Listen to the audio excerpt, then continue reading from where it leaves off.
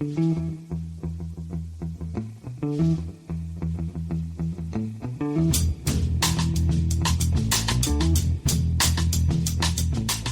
and welcome to The Price of Football, the show that looks at the money behind the beautiful game and is officially delighted that Chorley FC have progressed further in the FA Cup than Crystal Palace FC.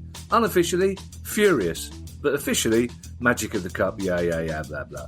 I'm Kevin Day, and he, the one that's chuckling, is Liverpool University's Kieran Maguire, who, as we speak, is still in with a chance of a trip to Wembley, Kieran. Well, I am, but I'm counting absolutely zero chickens. And the thing is, I can't even gloat about Palace losing because we're recording this on Sunday morning and Brighton haven't yet been defeated by Newport in a slightly bigger cup upset. So I'm going to be very delicate with what I say about the FA Cup. Yeah, I'd get you gloating in now. It's a tragic thing to admit that my only consolation on Friday night was that our game finished slightly before Aston Villa's youth team lost to Liverpool. So we were officially the first team knocked out of the third round of the FA Cup, which is some small consolation. It's a Mickey Mouse tournament here. We all know that, Kieran. Kieran, it's questions day, but we do have a couple of news stories to bring our lovely listeners. And, well, we may as well get this over and done with, Kieran, because they ask for it every week. They moan when they're not in. But here they are. Derby County up first. Now what? A report came out in The Athletic Saturday night, which was shortly after they'd been knocked out of the FA Cup by non-league Chorley, to say that the December wages have not been fully paid for all players. Now, this had been rumbling on a couple of weeks ago, and at the time people thought it was connected to a potential takeover. But we're now 9th of January, 10th of January. You would have thought that any short-term issues would have been sorted out. So it's not helping a situation which has rumbled on far too long. I think Derby do need sort of to turn over a new leaf and to be in a position under new ownership to go wherever they want to go.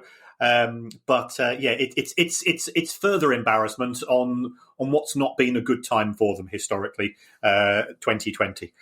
Now, we know, Kieran, that The Athletic is normally a very reliable source. The journalism is normally very accurate on there. So are we talking about one or two first-team players? Are we talking about the whole squad? Are we talking a situation here where players who are recovering from COVID can't be asked to play because they're not getting paid? What's the official line? Do we know? Well, the official line is that it's been vague. All we know is not all players have been paid, not all wages. So it could be a similar situation to what we've seen at Sheffield Wednesday, another club who failed to pay their wages in November, but I understand they have now been paid up, where I think at Sheffield Wednesday they were limited to the first £7,000 of their pay packet in November. Unfortunately, Sheffield Wednesday and Derby, they do have a few parallels in the sense that neither have published their 2019 accounts, so they're therefore both in breach of company law. Both have sold their stadiums to the club owners and as a result have been charged by the EFL. Both have had... Derby were completely exonerated in terms of the sale of the stadium, although they are being pursued by the EFL on something else.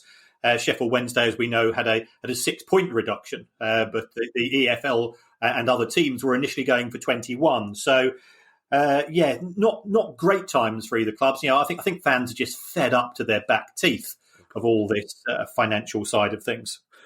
Yeah, can I point out to Derby fans as well that not only do Kieran and I take no pleasure in having to include Derby in most pods, but we're actually becoming quite fond of you. To be perfectly honest, there's a situation at the moment where temporarily Derby are almost becoming my second favourite club. If I had such a thing, I don't approve of such a thing, but I generally start the day worried about what's happening to Derby and hoping they do well. So I look forward to the day where we can mention neither Derby nor Sheffield Wednesday, and when we get invited to a massive piss up when Derby plays Sheffield Wednesday, Kieran. Yes. During which time I will be only too happy to take your teetotal share of said massive piss up. And talking of takeovers, some interesting lines have emerged about the way the Burnley takeover was financed. And I noticed yesterday, Kieran, across several media, radio and TV. That's as several as it gets in my house. But there was quite a lot of speculation about the Burnley takeover, and in particular how much money may be left for Sean Dyche to spend on players. Yes. This sort of started to come out on Thursday. I was contacted by a couple of financial journalists with queries about the deal. And we found out on the 31st of December, and being, as you know, I'm quite dweeby, so I'd found it at Company's House that Burnley were taking out some form of loan in respect of, we weren't quite sure at the time. And it's now started to crystallise that the new owners, ALK, which is this American company, have borrowed money to acquire Burnley and effectively used Burnley as the vehicle to borrow the money. Right. Now, we didn't know how much, and we didn't know at what interest rates. Matt Slater, again, going to The Athletic, and Matt is a excellent investigative journalist. You know, he's not interested in clicks. He's not a shit stirrer. You know, he's one of the guys who I've got an awful lot of faith in. He reported that it was £80 million had been borrowed. And I'd heard from some of the other sources that the interest rates were somewhere between 10.5% to 12%. Oh, wow. Blimey. Which is, okay, it's not credit card rates, but it's not cheap. It's far more than normal mortgage rates. Yeah. Not now Tottenham rates, is it? No. I mean, Tottenham are borrowing at 2% and 3%. Yeah, so yeah. That does look, quite steep.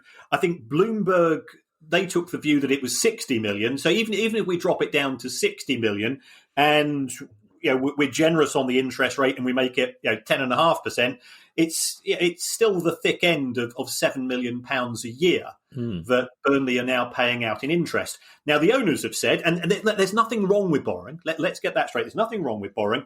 The owners have said it's exactly the same as taking out a mortgage. And that has some merit. I fully understand that. But if you're taking out a mortgage, most people aren't borrowing at 10%. And also, if you think about it, Burnley were debt-free. So they've gone from the position of effectively owning the club with no mortgage to owning the club with a mortgage in terms of the structure. Right. And that interest has to be paid. And that interest broadly equates to a little bit more than Burnley would normally get in a season from gate receipts. Right. So it isn't brilliant, but it's not bad either, provided Burnley stay in the Premier League, because Burnley get over 80% of their money from TV money. So if they're in the Premier League, that's fine. And also, the owners are saying, well, we want to position Burnley sort of a bit like St. Pauli, as sort of a rebel club, an underdog club. Yeah. And to make more money from commercial deals, to make people aware of it in the US and other markets. And if they do that, and if that the extra money they bring in exceeds the amount of money that they're paying out in interest on the loans, then that's fantastic. But it's not guaranteed. And then the Burnley new owner, a guy called Alan Pace, he contributed on social media to say, well, the stuff in the Athletic's not true. He'd also said, I think a few days earlier, that Southampton had destroyed their academy and then sort of rode back on it a bit. So he'd already sort of weaponized one set of fans who were not pleased with him. The Burnley fans on social media supported Alan Pace, which is understandable. He has been very engaging. So they piled into Matt Slater and to a certain extent me, but I think they weren't. All I was doing, I was just repeating other stories. Yeah. So it got a little bit testy there, and we also had Sean Dyche speaking Thursday and Friday, I think it was, with suggestions that football players should be vaccinated. Yeah. And I think that's not gone down well, but I don't think it's been fully understood. He's effectively said that football clubs should pay for the players to be vaccinated. after priority groups have been sorted. And if that's the case, then fine. But I guess the big issue is when do we draw the line as to who's a priority group? Should it be just people in care homes, people on the frontline services, over 70s? Should we drop it to over 60s? Should we drop it to the over 50s? Because there's about 10 or 11 tiers of different people in the vaccination groups, where he's suggesting footballers should go ahead of. It was a little bit unclear, and there's no way. It's been reported as Sean Dyche effectively saying, football clubs should buy priority, and I don't think that is the case at all. But it just goes to show how sensitive things are at present, because if football clubs are going to take priority over other professions, then I guess you're going to get the bankers and the lawyers and the accountants saying, well, we make a lot of money for the economy as well. Why can't we be a priority employment group? And I think things could get a little bit uncomfortable. So Burnley have been in the news. I mean, the deal has gone ahead. The new owners do certainly seem to want to engage with the fans, but the deal isn't quite as great as perhaps it was originally flagged. Yeah, on the Sean Dyche situation, I know a couple of lawyers, and I know one or two accountants, Kieran, mainly through you and Bobby Numbers. I don't know any bankers, so as far as I'm concerned, bankers don't get vaccinated full stop, even when everyone's got an available vaccine. They really are at the back of the queue. From Sean Dyche's point of view, I mean, he's probably saying what a headmaster would say about his teacher. Sean Dyche is saying, look, there's been a debate in the last week or so about whether football should continue. Steve Bruce saying it certainly shouldn't. Ole Gunnar Solskjaer saying it certainly shouldn't. And what Sean Dyche is saying is, if you want us to continue, you have to make us safe. I kind of understand that point of view, even if I don't necessarily agree with it. But on the takeover, Kieran, am I right in thinking then that this is a Glazer-style deal, but on a smaller scale? That, in other words, these people have leveraged a loan against a club that they didn't quite own yet? Yes. I mean, there are certainly parallels with the Glazer deal. It is on a much smaller scale, but the trouble with debt, and often the type of debt that gets involved here, is there going to be a repayment date for the loans? Because these tend to be interest-only loans. And if we take a look at what's happened with Manchester United, the Glazers borrowed around about £700 million to buy the club, and that was in 2005, I think it was. The vast majority of those loans are still outstanding, and the interest cost since the Glazer takeover is around about £830 million. Now, United fans would say, well, why couldn't that have gone on A, the playing squad, B, improving facilities at Old Trafford? Because we've said on more than one occasion, it's not a fun stadium to go to. Once you're in there and trying to sit down, I can't sit down at Old Trafford because I'm too tall, and that shouldn't be the case in a modern stadium. Or see perhaps perhaps a little bit kinder on ticket prices. Although to be fair to Manchester United, and I've always said this, they have frozen season ticket prices for practically the whole of the last decade. And just finally, do you think this will have an impact on Sean Dyche's war chest, for want of a better word? I think Burnley fans were initially excited because of the timing of the deal. And I've said myself, financially, I've always thought Burnley to be the best run club financially in the Premier League, that they had more scope to spend money because they were in such a strong position from an FFP point of view, because they've always broken even. In fact, they tend to do far better than that. I think this news suggests that because I think the deal is worth £180 million. If they borrowed 60 to 80, there's also talk of Burnley had about £50 million in cash sitting in their bank account, and that's gone to pay for the deal as well. Oh, right. Okay. So I think Burnley fans who were looking at the Mbappe to Turf Moor rumours, I think they'll probably have to sort of temper their expectations to a certain extent with regards to that. Is there money to spend? Yes. Is it going to be football fans? I've always said this thing, to have a benevolent dictator at a club, somebody who writes out the checks, in the sense of what we've seen at Chelsea with Abramovich, and I've got to say, we've had the same at Brighton.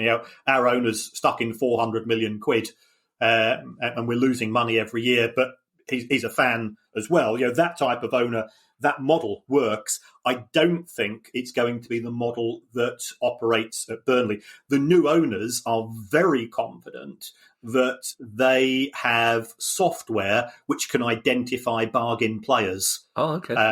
So they're one of these data-driven organisations, or rather, they own one of these data companies, and I think they're going to use Burnley as an exhibit of just how good these algorithms are. And if it works, fantastic. I'll be absolutely delighted, because I do think very highly of Sean Dyche, and it'd be really good for him. If it doesn't work, then, as we've said, it's going from owning a house with no mortgage to owning exactly the same house, but now you get a mortgage and you've got to go make those mortgage payments. And data-driven transfers can be a hard sell for fans as well. Like you're saying, if you're talking to your mate who's a Burnley fan who was suddenly expecting maybe Mbappe coming in, and has now been led by the data to the Bulgarian second division, where there's a promising centre-back that's coming in instead. It's a difficult one, isn't it? And like it says, it would take some of the gloss off it for Burnley fans, but in general, it still seems like a exciting, positive bit of news for them. And talking of news, Kieran, we've got one more story before we have some very interesting questions, although I have to say one of the questions is way more interesting to you than to me. I literally had to ask Ali whether I was reading it right, and she knows as much about accounting as I do. Anyway, there is another news story, and every now and again, Kieran, when Guy sends through the stuff that he wants us to talk about on the pod, for us to turn into a script and you to turn into a mind map, every now and again I have to contact Guy. I take my place in the queue with all the other people that want to contact him about different things. It's like being in the queue for King Solomon, I imagine, as Guy dishes out wisdom and asks for money for people. But I checked him just to make sure he really wanted to include this as a news story, but he did. And apparently you did. I don't know where you would have had the time to do this, Kieran, but apparently you've done some number crunching on the cost of filling a Panini sticker book. Well, it is the price of football, so I've slightly extended it to the price of football stickers. I'm sure the Baroness was delighted to find that you'd found that one spare 5 minutes that you had together was now being taken up with Panini stickers. To be fair, I've been marking and grading exams all over Christmas and the New Year, and the Baroness felt sorry for me, so she went out and she bought me the Panini sticker book. This woman's a keeper. She's definitely a keeper. Yeah, I don't care what position she plays, Kieran. I think you should definitely. Sorry, that was a half-hearted joke. Go on, carry on. Yeah, no, before we start, I have to say I have to declare an interest on Panini stickers, in that they drive me up the wall. In that it's almost impossible to work with some younger comedians around. Yeah, I do a lot of work with people like Josh Widdicombe, John Richardson, and it's great. I really love working with them. They're nice, funny people. Come the 2018 World Cup, 3 months before that, it's just literally you have to crowbar their eyes off there. These are men in their 30s, Kieran, and you have to slap them around the face to get their attention as they're swapping. And I have to sound like Grandad, because I tell them about the old days where I'd collect SO World Cup coins, and my dad couldn't drive, didn't even have a car, had no excuse to get petrol, but I still managed to collect SO. So Panini, you only have to go to a newsagent and buy them. Well, I remember in 1982, which was World Cup year, and I had a summer job, and I'm pretty dumb when it comes to reading signals from people. There was a girl where I was working who was quite keen on me. And she knew I liked football, and I got so I am a dweeb, I'm the first to admit it. I got talking to her about football, and I said to her, "Do you fancy coming to my place to take a look at my Panini sticker collection?" I brought her home, and I showed her my Panini sticker collection. I had 4 Brian Robsons and was missing a Bulgarian fullback. I think it was one of the most crushing days of her life. Well, Kieran, if it's any consolation, when I was about 16, a young girl asked me if I'd like to come back to her flat for coffee, and I said, "I'm sorry, I don't like coffee." So that took me a while to recover from that. Anyway, before we start getting onto Moscow-based Panini stickers, as we almost inevitably will, I understand it can cost you a lot of money. Certainly, a young person could spend a lot of money on completing a Panini sticker. There's 690 stickers in total. This is for the Premier League 2020-21. It's going to cost you 70p for 5 of them. So if you do it with no swaps whatsoever, if you manage, and this is clearly statistically impossible, it's going to cost you £138. But of course, you end up with duplicates. So there was a mathematical model developed by Professor Paul Harper, who's a proper academic. He's not a clown like me. He's a proper academic. And I applied that to the Panini model via my mate Lawsy. And if you're going to just buy the stickers yourself, it's going to cost you £687 to fill your sticker album. Wow. For the Premier League 2020-21, which is more than the cost of a season ticket. I was just imagining that while you and I, 1.5 million listeners or not, Kieran, you and I are essentially sitting here discussing swaps on a Panini. I imagine somewhere Swiss Ramble is working out the perfect backgammon score, which indicates a difference between us and he or she. Maybe she, we don't know. It's a he, not a Kieran. Oh, is it? It's another Kieran? Yeah. Wow. So is Swiss Ramble a double-barreled name? Is he Kieran Swiss Ramble? Well, it's something like that. It turns out that me and him went to the same gigs in the 70s and 80s, because he's also a big punk and new wave fan. Good Lord. Because we've swapped a few messages here and there. He's a big fan of the same type of stuff that I still have T-shirts about. Ah, that will explain that Twitter exchange. And you may well be an old punk, Kieran, but that's still no excuse for saying me and him rather than he and I. And the Swiss Rambles listing. I failed my English O level, Kevin. Did you? Yeah. That's I passed my. No, does he count as a pass in maths? It's the only one I didn't get. Never mind. Let's not ruin our credentials by telling people that we actually have some kind of qualification. Although I don't, obviously. Our first question comes from Adam Dyer.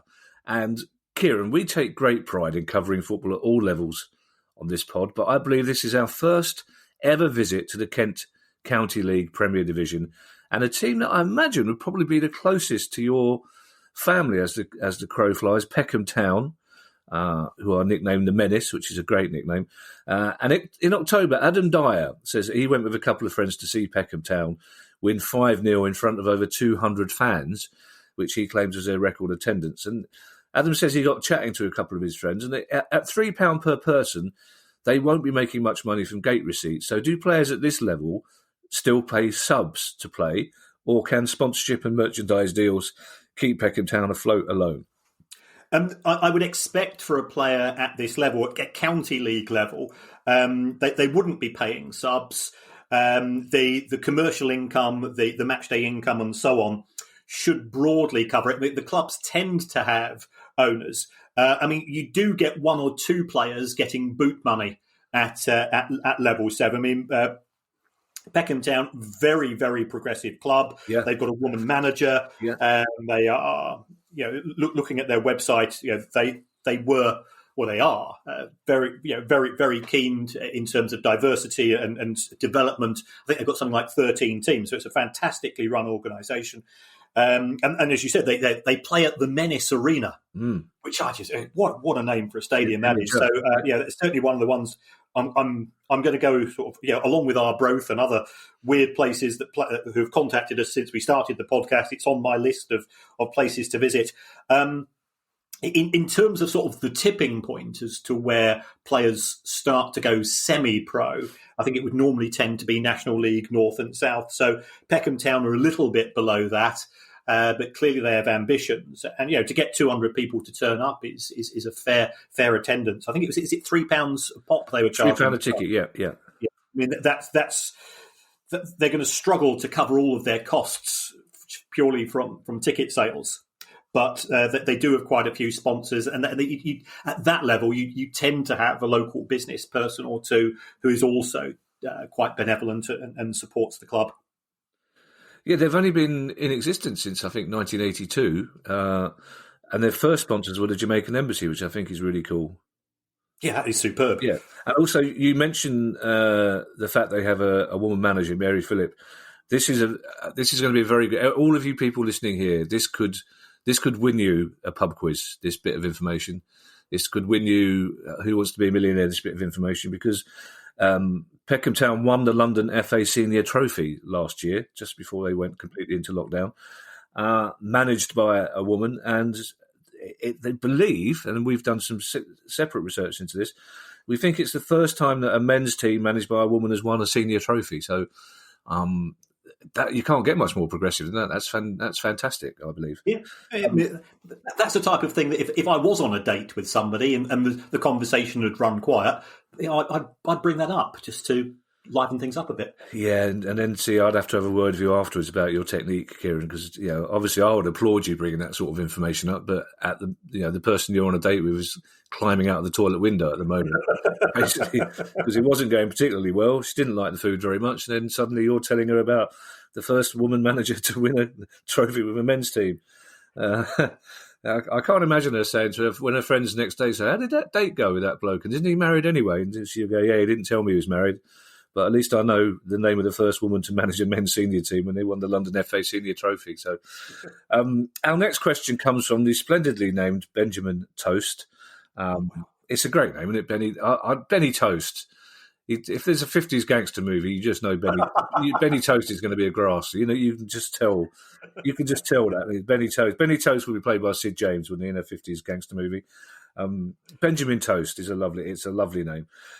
Benjamin, I imagine, is an Aston Villa fan, because his question Aston Villa buy wisely, and as far as I know, says Benjamin, never have to terminate contracts by mutual consent. But how does that work when it does happen? Is a player unwanted by his club or any other just given a sum of money to go away, basically? And most importantly, if that is the case, where would it be placed on a balance sheet? Right.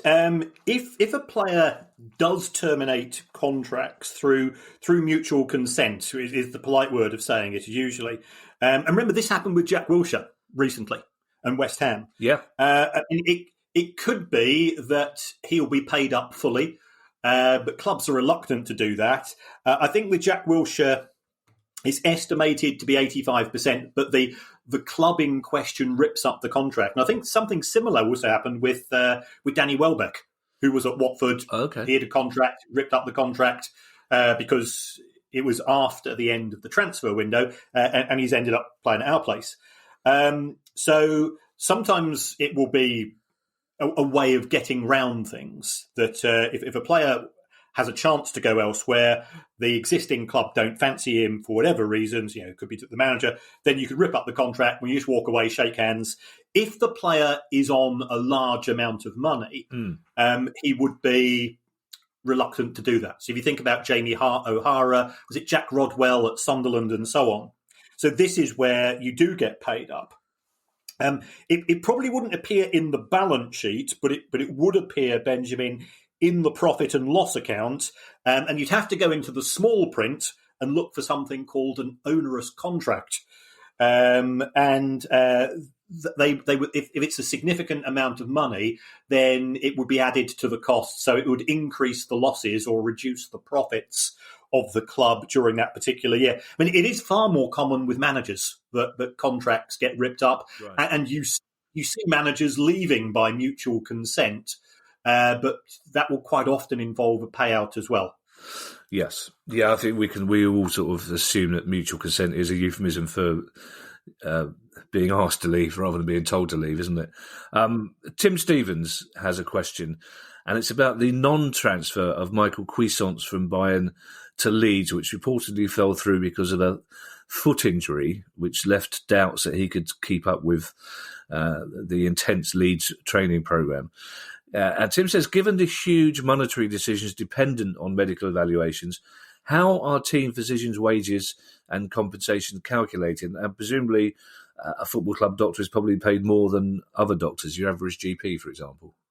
I'm not necessarily sure this is the case. I mean, at the elite end of the Premier League, you might have specialist physicians whose focus clearly is on the physical health and the main pressure points for footballers, which would be leg injuries and things of that nature. Would they earn more than they're earning in the NHS? Probably yes. Would they be earning more than they would do as a specialist operating in Harley Street? I'm not so sure. And what we tend to find is a lot of these guys won't necessarily, if a club has got reservations, then they might outsource some of the checking up. So their in-house doctor will do sort of the core areas, and if he or she identifies areas of concern, then perhaps you might ask for a second opinion from perhaps a more senior physician.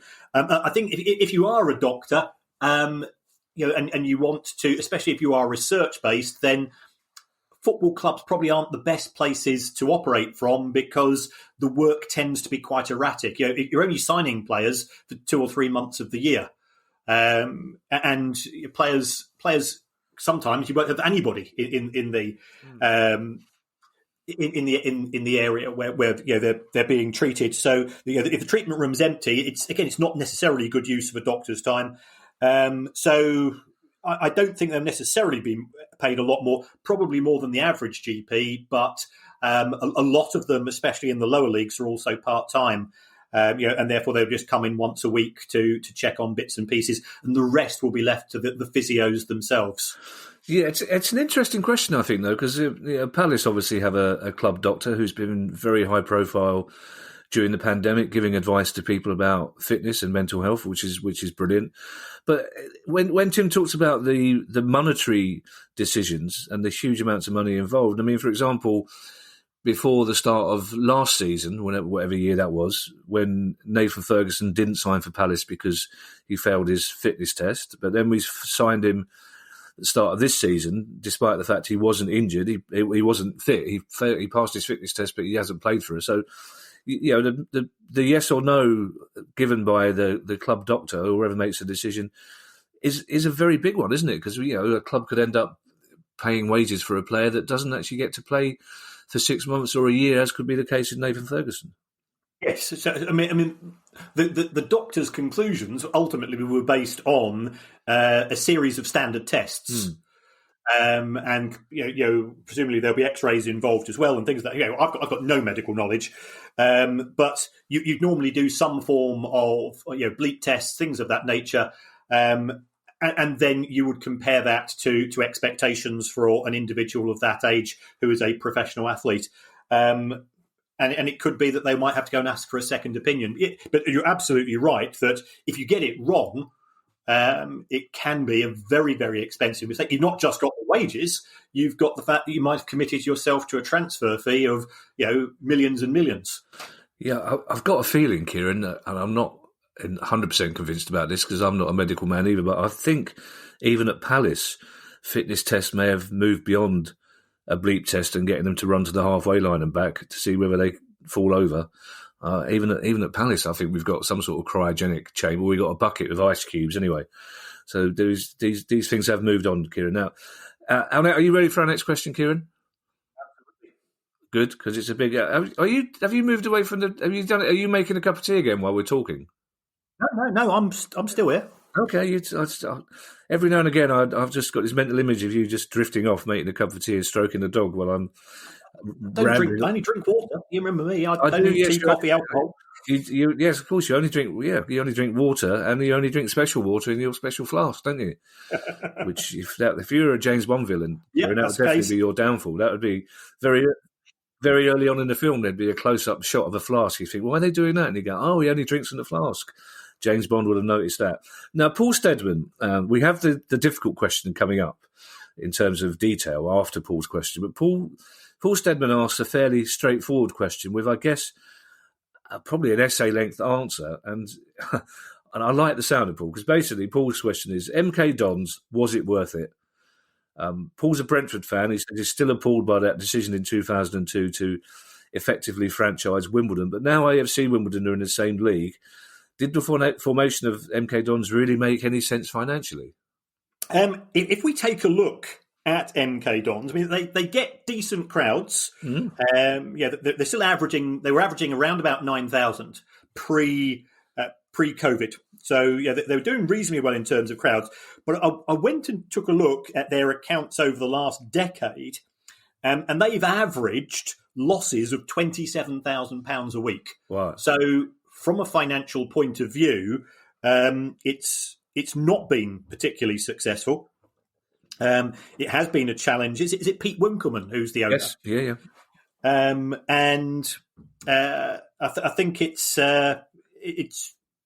they make the money from the hotel, which is on the premises. You can actually book a room which oversees the pitch and things of that nature. So, and I think they also try to make money from other events and catering. But on a pure footballing perspective, MK Dons is losing money year in, year out. And that was pre-pandemic, so it's not been a financial success. I mean, the crowds did get up to around about 13,000, 14,000. They were in the championship for 1 year, but that wasn't particularly successful. I know when they played us that season, I think they gave us 10,000 tickets for a £5 a piece. It was a very good offer. They've struggled to build the fan base beyond that hardcore of around about 9,000 to 10,000, which actually at League One standards is actually pretty good. It is. Pete Winkleman is a music promoter, but he looks like a music promoter as imagined by Midsummer Murders. If somebody in Midsummer Murders is clearly of a certain age who goes, what does a music promoter look like? Oh, it looked like him. But I think it's fair to say financially it's difficult to quantify whether it's been worth it. But MK Dons community programs are very, very good. So there are people in the community that are doing things that are fitter than they would have been if that club hadn't have existed. So I think it would be a bit unfair to MK Dons fans who are as passionate about their club as we are about ours to dismiss them. But I think it's a very good question, actually, whether now, especially with AFC Wimbledon being in the same division, whether all that fuss was worth it. But I think the people who support them will say, yes, it is. Now, Kieran, this is the one I had to strap. Yes, I thought that. This question comes from Brian Seeker or Syker. I apologise, Brian, for not knowing how to pronounce your name properly, but to be perfectly honest, not knowing how to pronounce your name is not my biggest problem with this question, which is a very good question. But I'll jump in, and if you could give me a shout, Kieran, some kind of signal, or get the dog to bark when you've answered it, I'll jump back up. I'll jump in again.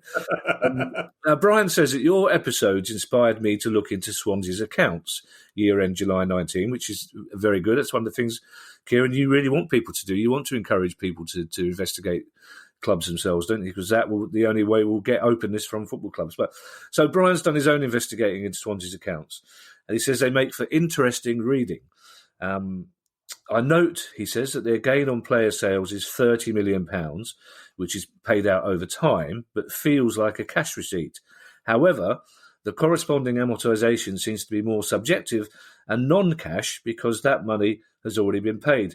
Given their large net gain in previous windows, what makes their net amortisation schedule so close to break even now? Now, considering I struggled with the Panini stickers one, Kieran, I think it's probably best if I maintain a dignified silence while you answer this very valid but quite technical question. Right. I think Brian might have got muddled on one or two issues here.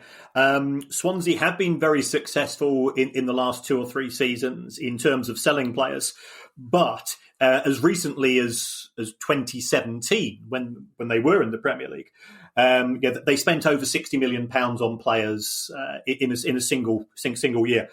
Amortisation is taking that £60 million and spreading it over, let's say the average contract's 4 years, so that works out as £15 million a year. And if you've still got those players, then you've still got the amortization charge. So if Brian thinks the amortization charge should be higher, it's not, because the players that Swansea City have sold have been the likes of Ollie McBurney and Dan James, who themselves have cost very little. So I think what's happened at Swansea is that they've got a legacy issue, in the sense that they've signed players on reasonably big transfer fees. And sort of going back, sort of linking to Benjamin Toast's question earlier, sometimes you've got players who you'd like to get rid of, who you'd potentially like to terminate the contracts, and the player turns around and says, well, actually, I'm on 45 grand a week here at Swansea. Nobody else is willing to offer me any more than half of that, so I'm going to stick around.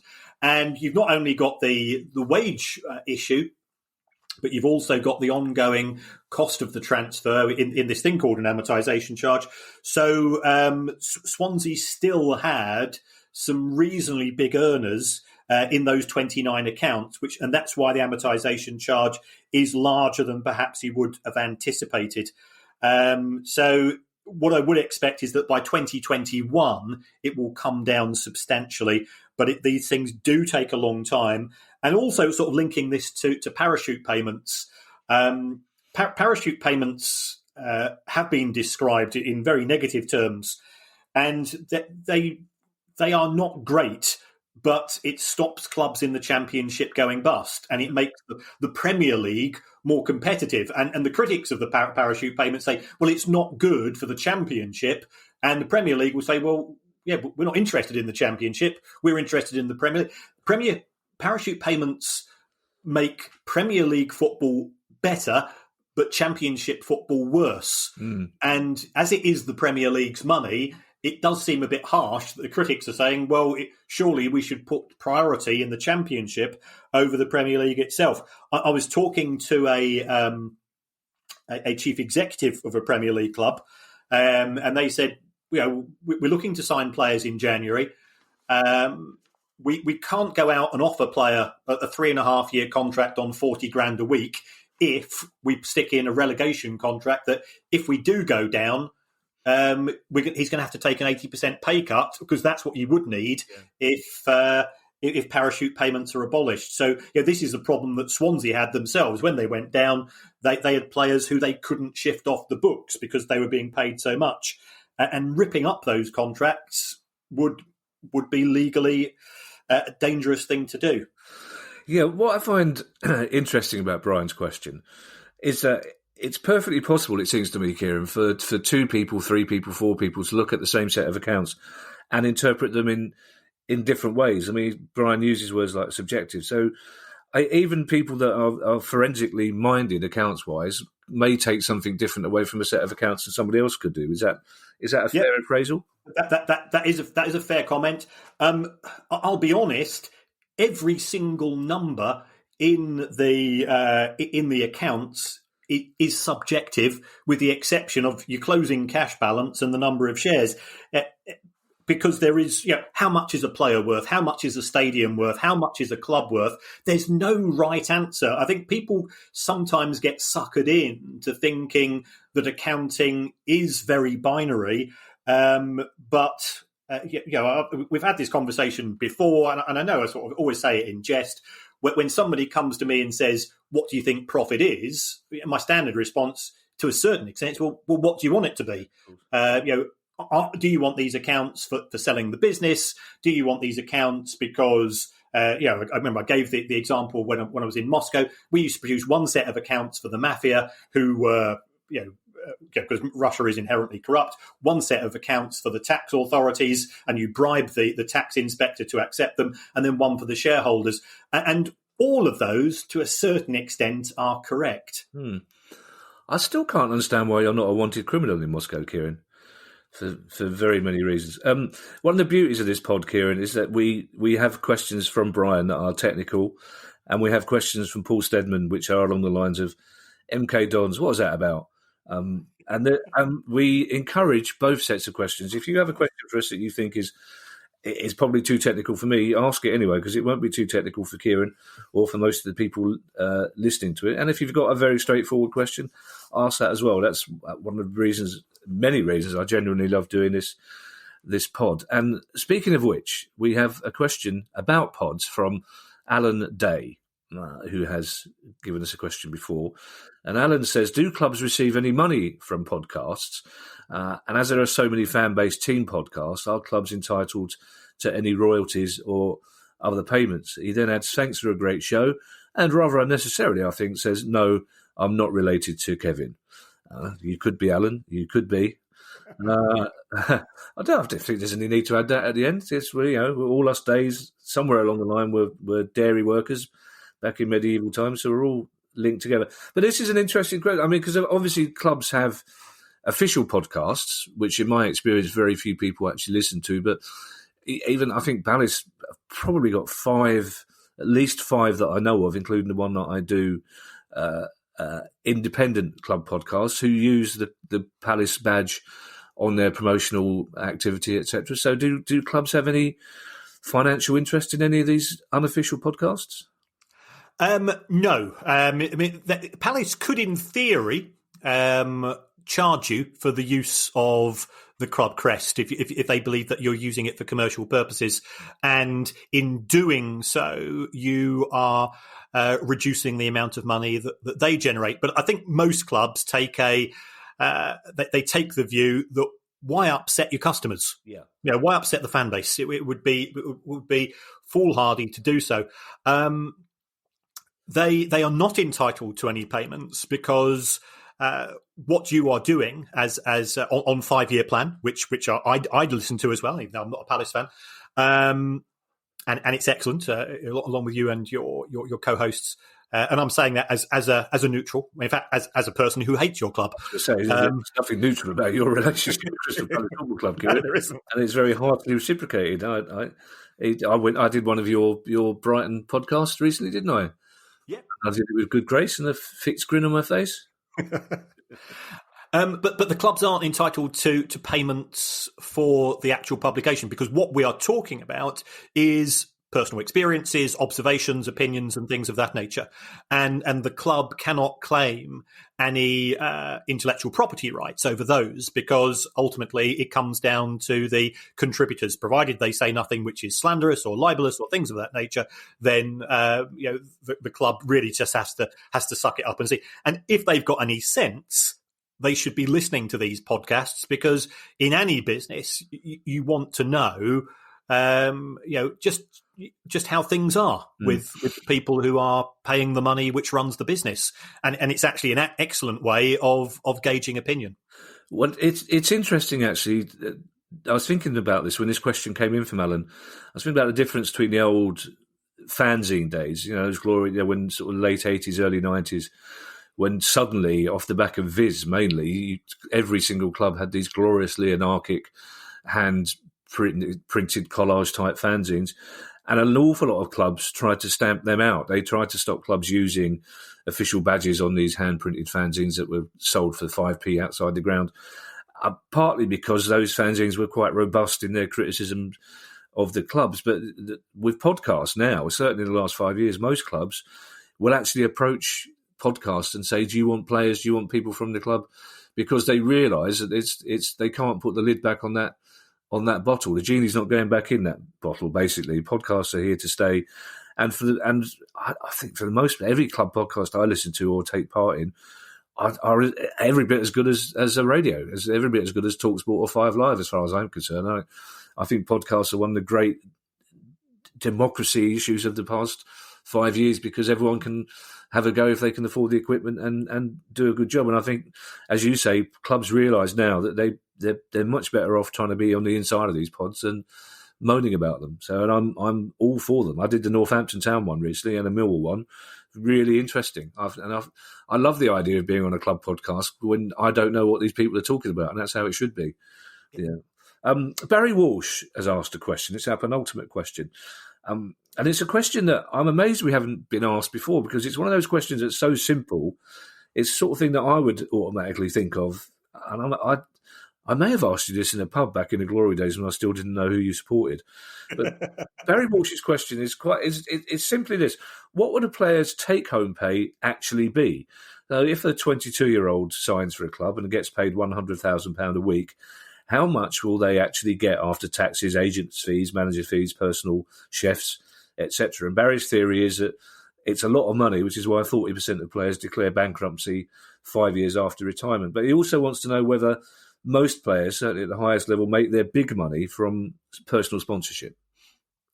Right, let's just deal with these in turn. For a player who is on £5 million a year, and I've assumed here that 20% of his pay is going to go to his image rights company. Oh, that's so if you're on $5 million a year, you tend to be a good player.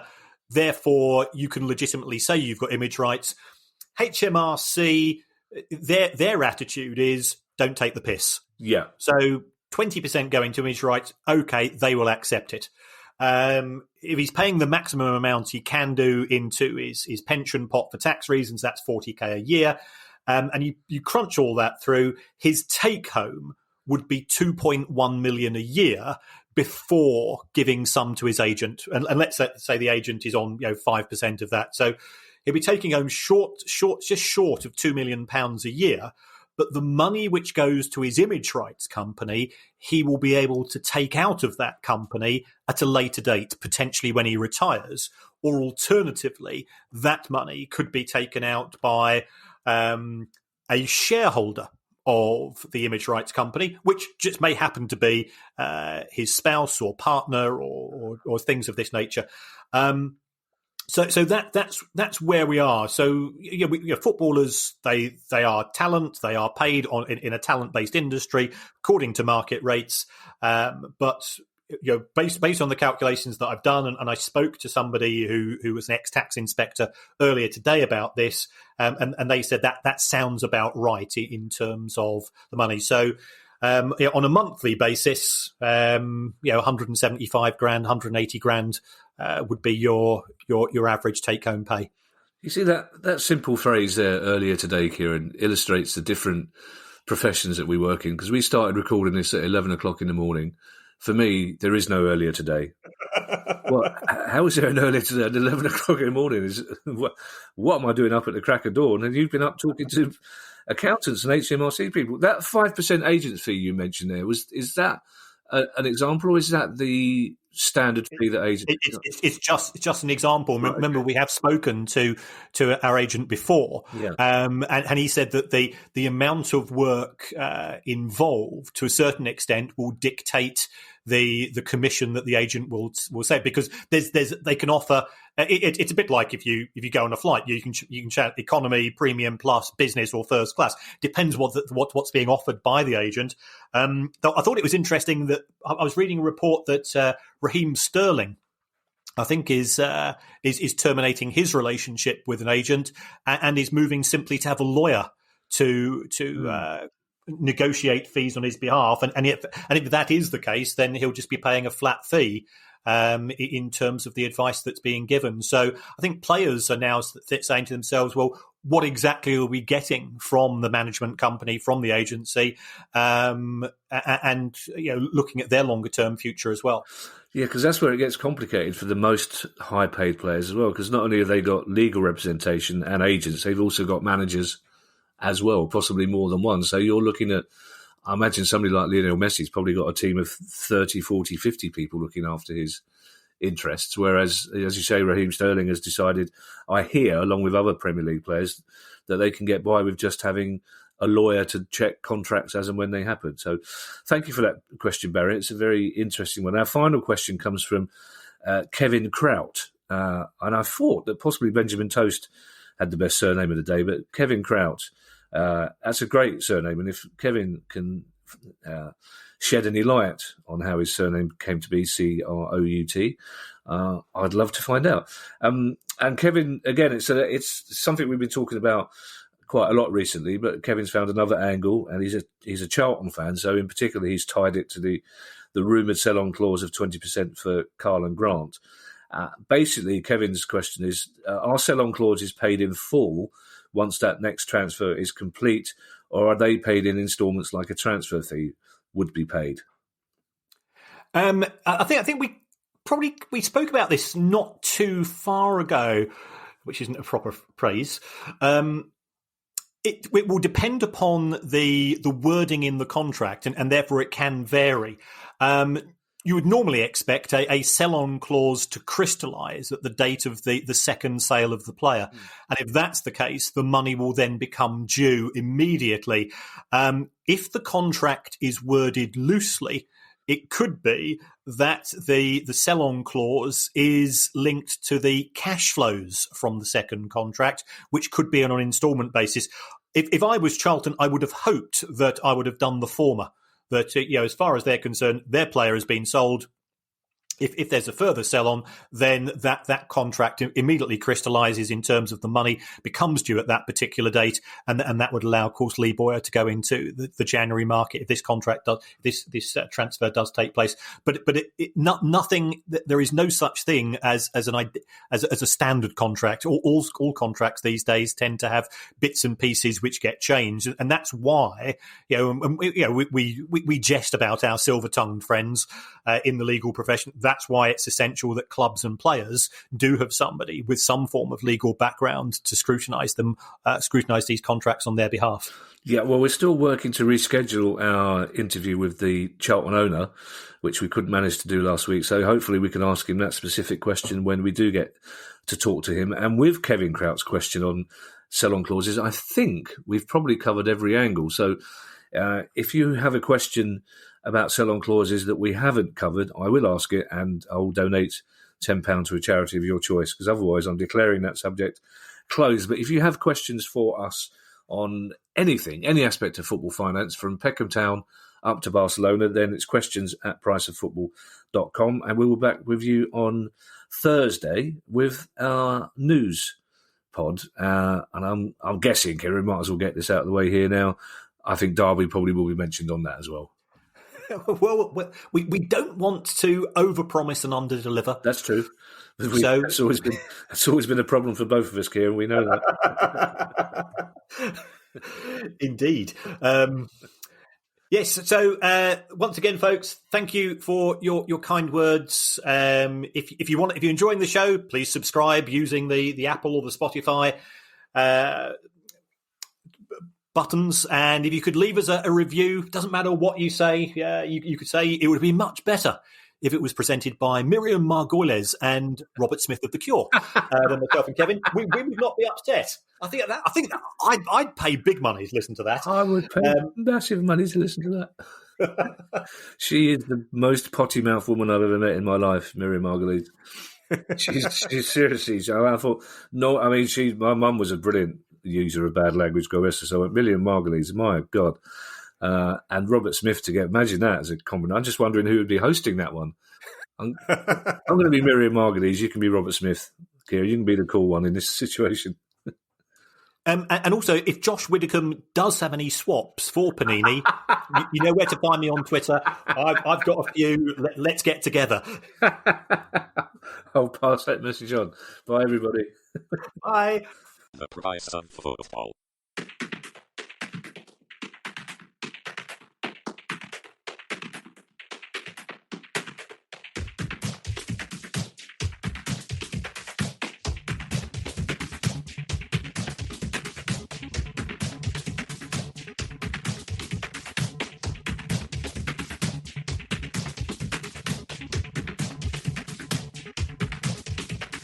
The price of football.